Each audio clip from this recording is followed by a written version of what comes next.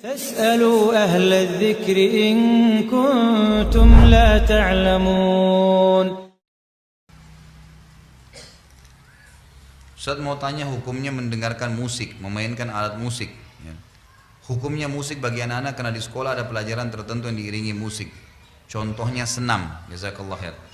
Ya, saya berharap begini ya, kedepannya pun kalau misalnya Bapak Ibu lagi bertanya dengan saya, tolong diikutin sampai selesai tuntas penjelasan, kemudian direnungin. Saya nggak minta spontanitas langsung diambil, gitu kan? Anda boleh renungin, kemudian Anda lihat nanti, ya insya Allah minta petunjuk sama Allah supaya dikasih petunjuk yang benar. Saya termasuk yang sering mengingatkan kepada kaum muslimin, terutama jemaah pengajian saya untuk menjauhi musik. Mohon maaf Bapak Ibu sekalian, karena begini, ada alasan. Bapak Ibu tahu kalau Anda mau anak Anda hafal Quran, yang paling pertama Anda praktekin kalau mau hafal Quran dan cepat ya, jangan dengarkan musik dan jangan interaksikan dengan lawan jenisnya, kecuali apalagi kalau dia sudah balik, nggak boleh. Itu spontan, hafalannya bisa sulit sekali. Kalau dia sudah mulai dengar musik dengan mau hafal Quran sulit bersatu. Atau dia berinteraksi dengan lawan jenisnya, kalau kita bahasakan biasa pacaran, maka itu pasti spontan. Ayat Quran mustahil bisa bekas sama dia.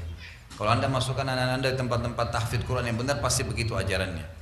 Kalau dari sisi pandangan agama, Abu Bakar radhiyallahu anhu pernah mengistilahkan musik dan alatnya itu dengan mazamirus syaitan. Apa itu? Anak-anak panahnya syaitan yang bisa menusuk hati manusia.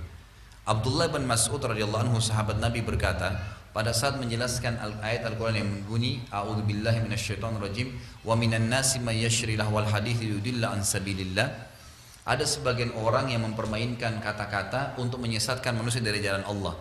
Kata Abdullah bin Mas'ud sahabat Nabi ini, demi Allah itu adalah musik, demi Allah itu adalah musik. Beliau mengatakan ini. Jadi cukup banyak statement para ulama berhubungan dengan masalah musik ini. Umumnya mereka lebih cenderung semua mengatakan lebih baik dijauhi, lebih baik dijauhi, karena dia sulit bertemu dengan Al-Quran. Dua hal yang kontroversial, nggak bisa, sulit ketemu. Al-Quran atau musik, susah. Kalau orang sudah biasa dengar musik, mustahil dia biasa mendengarkan Al-Quran. Itu agak sulit untuk menyatukannya, gitu kan? Maka saya selalu sarankan untuk dijauhi, Allahu a'lam. Saya contoh Bapak Ibu sekalian, saya coba praktekin di anak-anak saya ya. Saya bilang sama istri saya, coba kita mulai anak-anak ini dengarkan Al-Quran. Kalau kita dulu punya pelanggaran-pelanggaran agama, kita pribadi, kita dulu biasa pernah hafal-hafal lagu, coba jangan dipraktekin ke anak-anak. Coba dialihkan, biarkan dia sudah mengenal Al-Quran sebagaimana kita kenal di umur 20 tahun, 25 tahun, 30 tahun, 40 tahun. Biarin mereka kenal Al-Quran dari umur 3 tahun, 5 tahun, 10 tahun, itu lebih baik. Lebih baik daripada mereka mendengar lagu-lagu yang akhirnya bisa merusak mereka. Ya, umumnya kalau sedih ya sedih, kalau senang yang senang. Al-Quran lebih baik. Mereka dapat setiap minimal sekali Bapak Ibu sekalian, kalau kita dengar Al-Quran, satu hurufnya satu pahala. Dengar musik minimal nggak ada pahalanya, gitu kan? Karena memang ini adalah ayat Al-Quran dijanjikan, ini tidak ada janjinya, itu minimal. Belum kalau kita bicara hukum-hukum syar'i yang lainnya. Allahu a'lam. Coba direnungin Bapak Ibu sekalian. Kalau di madrasah, di sekolah, Anda punya sekolah Islam, coba terapin, ganti dengan yang lain. Misal pun ada lantunan-lantunan syair, gitu kan, yang berbau semangat Islam, mungkin, gitu kan. Tapi kalau dipakaikan dengan alat-alat musik, Allahu a'lam, saya sarankan pribadi ya, untuk dijauhi. Allahu a'lam, itu jauh lebih aman insya Allah.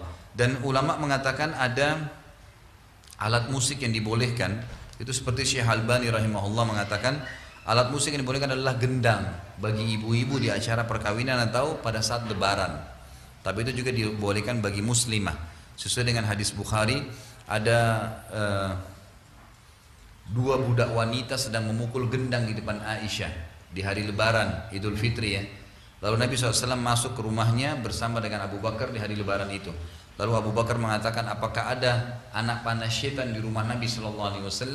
Kata Nabi SAW, biarkanlah wahai Abu Bakar, untuk mereka, kaum wanita ini, mereka melakukannya di hari raya ini, agar orang Yahudi tahu kita juga memiliki hari raya. Juga di acara perkawinan, itu kan dibolehkan memukul gendang bagi kaum wanita di antara mereka. Ini Allah alam yang saya tahu dibolehkan. Bapak Ibu bisa beli buku yang bertanya tadi lebih lengkap dengan buku apakah musik itu haram. Ada buku khusus panjang lebar, buku Syekh Albani itu panjang lebar menjelaskan masalah itu. Tapi mohon maaf saya lupa penerbitnya, kalau tidak salah Darul Haq ya.